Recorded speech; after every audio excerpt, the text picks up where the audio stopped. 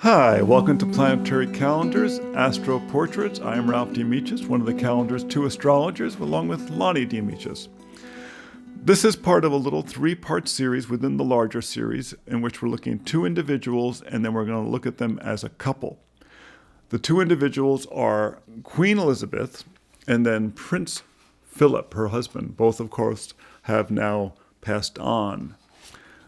Elizabeth was born April 21st, 1926, a Wednesday, at 2:40 a.m. in London, England. One of the great things about the royals is they always record the birth time very precisely, going way, way back, probably thanks to the great astrologer John Dee, who was the astrologer for Elizabeth I, who supposedly was Elizabeth II is the reincarnation of, which is interesting because the first one was a Virgo, now the second one was a Taurian. Elizabeth is born with the sun in Taurus at 0 degrees, with Capricorn Rising, which pretty much anyone could tell you that. Capricorn Rising, very formal. And the moon in Leo. Interesting. The moon in Leo, the royal sign, up in the 8th house, the house of the management of collective resources. This is where it gets real interesting. She has the south node conjunct her rising within 1 degree, which means the descendant has the north node within 1 degree. A very, very strong reincarnational connection here. And typically the nodal axis at the reincarnation, at that axis, typically means the matrilineal line, through the matrilineal line of the family. But it can really be to the entire family. Capricorn, the most severe, the most formal, the most the sign of the grandmother. Capricorn, the feminine sign of the elder, the grandmother. She has, as you go around the chart, she has Mars in Aquarius. Mars conjunct Jupiter in Aquarius in the 2nd house, and then conjunct Juno, the marriage asteroid, all clustered together from 20 up to 26 degrees, 20, 22, 26. It's interesting. I mean, you don't think of her as being, a Mars and Aquarius person. And yet, during the Second World War, she served in the army and served as a mechanic and worked on all kinds of vehicles and jeeps and did her part during the Second World War.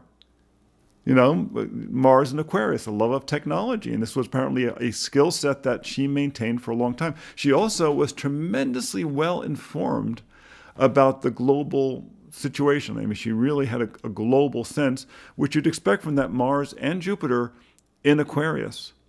This is a global view in the 2nd house, Taurus's house, okay, the Earth's house, as one of her resources. And apparently this had to do with her own personal study. When she first came to the office, very young, she really had not been schooled in, international politics, but she set out to learn it, to learn, global economics. She set out to learn that and was tremendously well informed and knowledgeable. She has Venus in Pisces, the exalted position in the 3rd house. The exalted position, it means the best friend. It gives people with Pisces tend to have a very strong spiritual sense. It makes her very relatable. It makes her very sympathetic to other people, very sympathetic to her siblings, among others, but also just in her communications. She has Uranus also in Aquarius, which is interesting. Uranus has a lot to do with, broadcasting. And here, she as a woman, as a symbol, Pisces, has been filmed and talked and, to the nation so many times, through very difficult times. She has Mercury in Aries, which is interesting. And she was known to have a very feisty side to her personality. And her sun in Taurus, in the first part of Taurus, is known as being the very bossy part of Taurus. The first 10 degrees of Taurus are known to be very bossy. It's very, and she really has that component there. She had no problem telling people what she needed and what she wanted done. She had no problem with being, being aggressive. But it also meant Mercury in Aries gave her a certain engaging quality. She was very willing to engage with people. Some of the best salespeople we ever find are born with the sun in Aries, or strong planets in Aries. The seventh house in her chart is loaded up in interesting ways. It's got Vesta in Cancer, right? So therefore, being married in order to be a mother was very important to her. Pallas Athena is also there, the warrior goddess, conjunct Pluto, a global sense, and then Hygeia, and of course, the North Node. So who she married was very important. Of course, as a princess, it was, of course, very important. But that commitment was very important to her. And then, this gets real interesting. She has the sun square her moon by sign in Leo. So it's a royal moon. The moon in Leo is not an easy position. It's not one of the dignified positions. It kind of wants to be the sun, but it isn't. But it does. They do like the attention. They do like being noticed. They like the same way the sun in Leo likes the attention, but they like it on a more personal level. And then she has Ceres conjunct her moon. So she's kind of a natural shepherd of her resources. And this is actually one of the signs that she would be possibly a sovereign, because, she was the mother of her country. She was the sovereign. She was someone who had to go through, the dark times, because you have the moon, Ceres, Neptune, and the dark moon, Lilith, all in Leo in the 8th house. She went, through wars with her country, through all kinds of difficulties, and was always there for them, And then she has the part of fortune in the 10th house in Libra.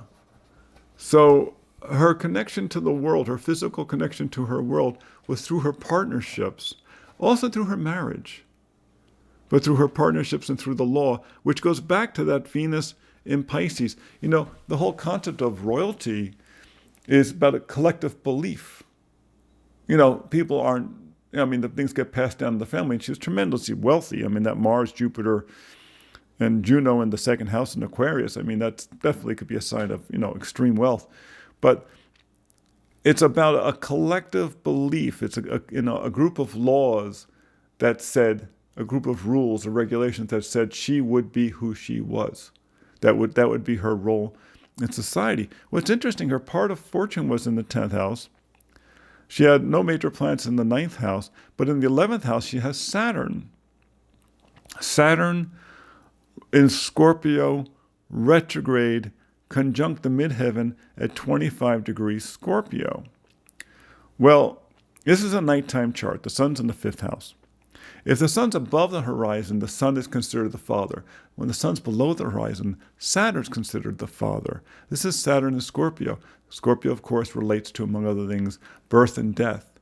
Her father passed away very suddenly when she was quite young. She was in Africa visiting. She was like on safari. She was far away from everything when it turned out that suddenly she was queen, very young. And Saturn retrograde means, for some reason, the father is removed from your life. Removed from your life in kind of an unusual way. He died very suddenly, in the 11th house.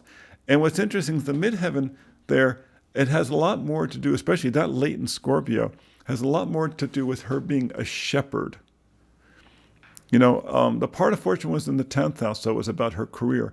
But the 11th house was her about being a shepherd. As the head of state, so much of what she does is symbolic, and yet she's a presence. So much of what she does is much more about shepherding her country, which is that Ceres, the shepherdess, conjunct the moon, that it was about direct leadership.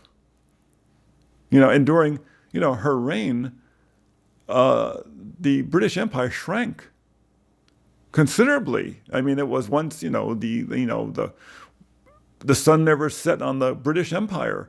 But in the course of her reign, many countries split off. And now that she's passed away, it seems like there's even more countries that are going to leave the Commonwealth, the British Empire as it was. The Commonwealth is going to shrink more. She was kind of holding it on, but still pieces were breaking away, which is funny because Elizabeth I, of course, was alive during the time when the British Empire, when it became an empire, when it expanded, was a time, a golden age when it had fantastic growth. And she's been there for the decline. It's not that it's on the ropes. I mean, after all, London is one of the great economic centers of the world. But they did end up being, leaving the European Union, which has caused all kinds of horrible disruptions for England. So it's interesting. You can really see this role here of a person who is very traditional, really felt the weight of her ancestry, really missed, having, the removal of her father. The moon in the eighth house, that would be her mother. So her mother, in many ways, was a real manager of her. The Queen Mum she was always there for her. She lived to be very old herself. I think they lived to be over 100, I believe. So she was a presence in her life for many, many years. In the fifth house, it's interesting, the sun that in the fifth house, it really does mean that her children were really part of her foundation, that, a big part of her focus in her life was her children. We see her as the queen, but it was her role of creating her children, of continuing the tradition. That was a big part of what her focus was about. So that's Queen Elizabeth. In the next one, we're going to look at her husband's chart, which is very, very different. Prince Phillip, who was a Gemini. A Taurian and a Gemini together. Who would have guessed? Who have the moon in the same sign, both are Leo moons, within 3 degrees of each other. Interesting. So, until next time, remember you can see our portrait every Tuesday at Planetary Calendar Astrology on YouTube. You can see the forecast for the coming week every Friday. Please subscribe, and then we push that little bell, and that way you'll be reminded when they come up. And of course, if you don't have your planetary calendar for this year, you can find them at planetarycalendar.com. Until next time, be well.